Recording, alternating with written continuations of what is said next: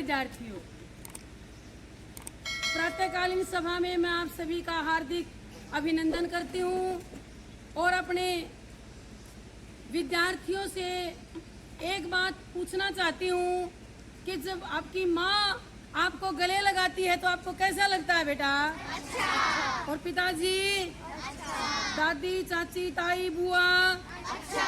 अगर वही काम कोई दूसरा करे बाहर का तो कैसा लगेगा? बुरा। क्यों लगेगा? वो अनजान है। दूसरी बात, आपको शायद पहले बताया गया या नहीं बताया गया मुझे नहीं पता।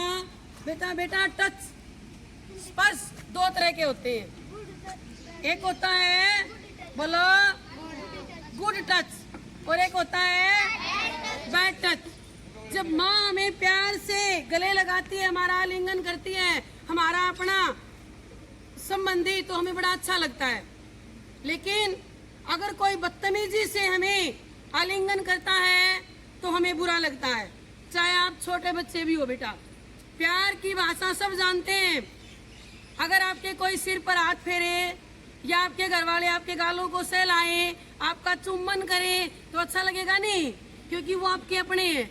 अगर कोई बाहर वाला बदतमीजी से ये काम करे तो बुरा लगेगा। सिर पर हाथ रखा, आप प्यार से, अच्छी बात है। अध्यापक भी आपको शाबाशी देते नहीं? शाबाश। कैसे देते हैं? इधर मेरे पास। कैसे करते हैं बेटा? ऐसे करते नहीं? शाबाश, बड़ी अच्छी बड़ी खुशबू, ऐसे बोलते नहीं। लेकिन बेटा उसके बाद अगर कोई बदतमीजी से पेश आए, आपके यहाँ पर हाथ लगाए, आपके स्तन को छुए, आपकी नाभि को छुए या पीठ को छुए, ये हमारे डेंजर ऑर्गन्स हैं बेटा। बैठ जा बेटा। तो इसका हमें विरोध करना चाहिए बेटा। अगर कोई हमारे, जिनको अपने प्राइवेट पार्ट बोलते हैं, वहां पर कोई हाथ छेड़छाड़ करता है, चाहे वो कोई भी हो, हमारा संबंधी है, हमारे पड़ोस का है या आपके बहुत प्यारे अंकल हैं, संबंध कोई भी हो बेटा, तो हमें इस गुड टच और बैड टच को बेटा जानना चाहिए। छोटे बच्चों ने भी चिल्ली मारने आती है आपको? कैसे? हाँ, अगर आपके साथ कोई बुरा बर्ताव करता है बेटा और आपको पता है कि आप माँ आपकी दूर है वहां से, तो आप ऐसे चिल्ली मार कर वहां से भाग जाओ। अगर आप विद्यालय में हो तो भी आप यही काम करो। अपने अध्यापक के पास जाओ, अपने मैडम के पास जाओ कि हमारे साथ ऐसी बदतमीजी हुई है। तितली देखिए आपने, जब आप पकड़ते हो तो वो क्या करती है? उड़ जाती है। क्यों उड़ जाती है? क्योंकि उसको टच पसंद नहीं है, वो आपके पास नहीं आना चाहती, आपका हाथ भी लगवाना नहीं चाहती। वैसे आप वहां से फुर हो जाओ और अपनी बात किसको बताओ? अपनी माँ को, अपने घर वालों को बताओ।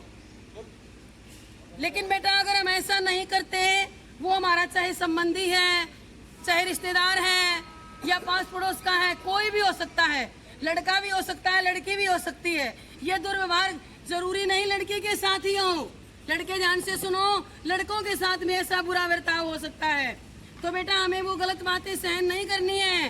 क्या करना है? चिल्ली मार के वहां से भाग जाना है। अगर कोई समस्या आगे मर्यादा को भी लांघे, और मैं लड़कियों के लिए नहीं बोल रही, लड़कों को ही बताना चाहती हूँ, अगर कोई ऐसा व्यवहार आपके साथ भी करता है लड़कों के साथ, तो आप पहली बात तो उसका वहीं पे थप्पड़ जड़ दो।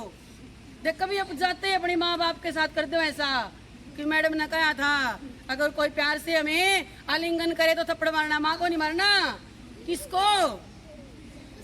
जो बुरी नजर से, बुरे व्यवहार से हमें टच करता है, उसके साथ।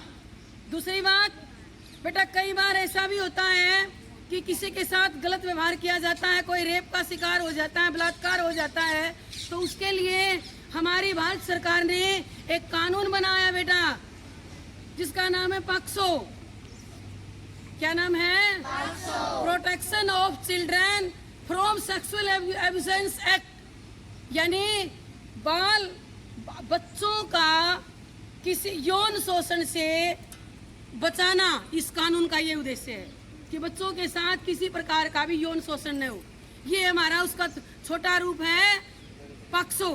तो पॉक्सो के अंतर्गत क्या आता है बेटा? अगर हमारे साथ कोई ऐसी दुर्घटना घटती है चाहे लड़का है या लड़की है, वो न्यायालय की शरण में जा सकता है और उसे वहाँ पर उसकी पूरा न्याय मिलेगा उसको, और उसकी जो सुनवाई होगी वो बंद कमरे में होगी। लड़का है या लड़की, उसकी डॉक्टरी मेडिकल जांच होगी वो ही बंद कमरे के अंदर होगी। अगर लड़की की कोई ऐसी जांच होगी तो वो एक महिला डॉक्टर के द्वारा की जाएगी।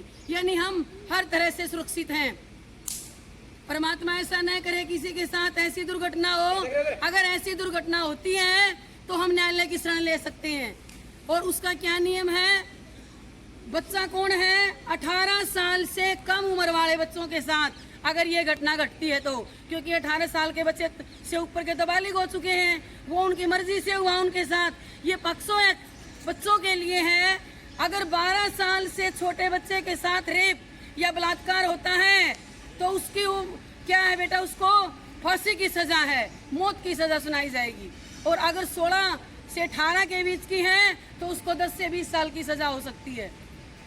तो मेरा कहने का अभिप्राय क्या है कि किसी बच्चे के साथ भी कोई बुरी घटना ना हो। आप बच्चों को पता होना चाहिए गुड टच और बैड टच का। जान कोई आपको बाहर वाला कुछ भी प्रलोभन दे, खिलौना दे, मिठाई दे, कुछ खेलने के लिए दे या कुछ और वस्तुएं दे, पहली बात आपने नहीं लेनी, अपने घर वालों की इजाजत के बिना नहीं लेनी। ऐसा नहीं कि बुआ ड्रेस लेके आई वाली नहीं पहननी, वो तो पहननी है। समझ गए नहीं आप? अगर कोई परिचित व्यक्ति है और आपको लगता है कि ये मेरा रिश्तेदार बेशक है लेकिन मेरे साथ ये बुरा व्यवहार कर रहा है, तो आप बच्चों ने उसकी कोई भी चीज़ खाने पीने की या कुछ कोई भी